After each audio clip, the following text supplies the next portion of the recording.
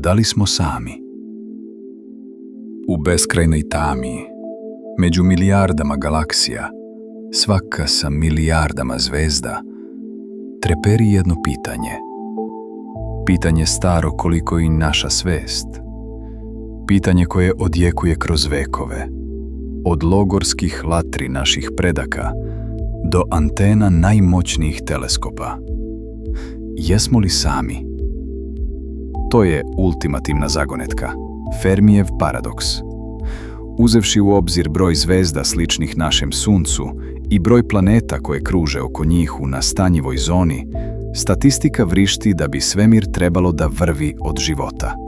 Pa ipak, sve što čujemo je tišina, kosmička, zaglušujuća tišina. Decenijama šaljemo poruke u prazninu. Slušamo šapat zvezda nadajući se da ćemo u tom kosmičkom horu čuti notu koja nije naša. Od Drakeove jednačine koja pokušava da proceni broj civilizacija do potrage za egzoplanetama koje bi mogle da podrže život, čovečanstvo je uložilo neverovatan napor da odgovori na to jedno pitanje. Tražimo signale, tražimo tragove, tražimo bilo kakav dokaz da nismo samo kosmička slučajnost. Usamljeni bljesak svesti u nepreglednom okeanu ništavila. Ali šta ako smo sve vreme postavljali pitanje na pogrešnom mestu?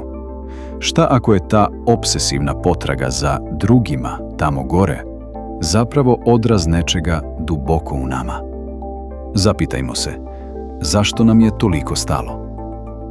Zašto je ideja kosmičke samoće toliko zastrašujuća? Možda zato što odražava našu najdublju ličnu samoću. Osjećaj da smo sami u sopstvenim mislima, jedinstveni u svom iskustvu sveta.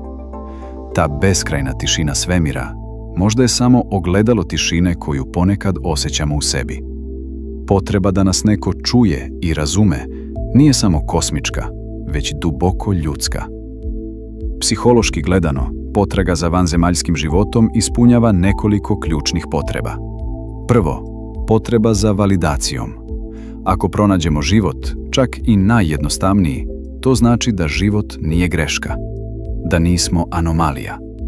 To bi dalo smisao našem postojanju na kosmičkoj skali, potvrdu da smo deo nečeg većeg. Drugo, to je borba protiv egzistencijalnog straha. Pomisao da smo mi najinteligentnija bića u univerzumu nosi ogroman teret odgovornosti. Odgovornosti da sačuvamo ovu planetu, da sačuvamo svest. Pronalazak starije, mudrije civilizacije bio bi kao pronalazak kosmičkog roditelja. Nekoga ko ima odgovore, ko nam može reći da će sve biti u redu. I treće, i možda najvažnije, to je potraga za ogledavom.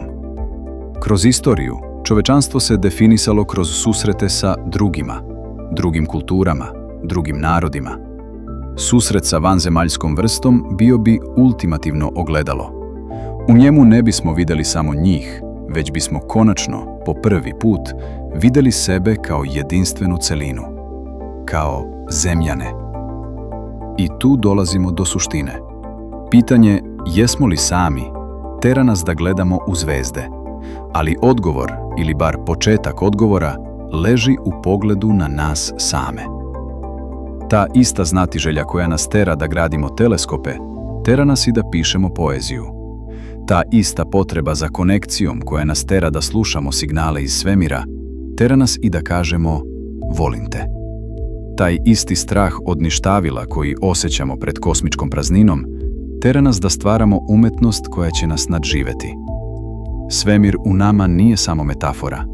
To je mreža od 86 milijardi neurona koja stvara misli, snove i pitanja. To je sposobnost da osjetimo strahopoštovanje dok gledamo u Mlečni put. To je sposobnost da osjetimo empatiju prema drugom ljudskom biću. Možda kosmička tišina nije znak odsustva, već pozivnica.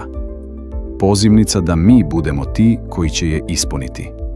Da mi budemo ti koji će stvoriti smisao, lepotu i povezanost u ovom kutku univerzuma. Dakle, jesmo li sami? Možda pravo pitanje nije da li postoji neko drugi, već šta radimo sa činjenicom da smo mi ovde, sada. Možda, pre nego što pronađemo nekog tamo gore, prvo moramo istinski pronaći i razumeti sebe. Jer najveća misterija svemira možda nije u dalekim galaksijama, već iza naših očiju.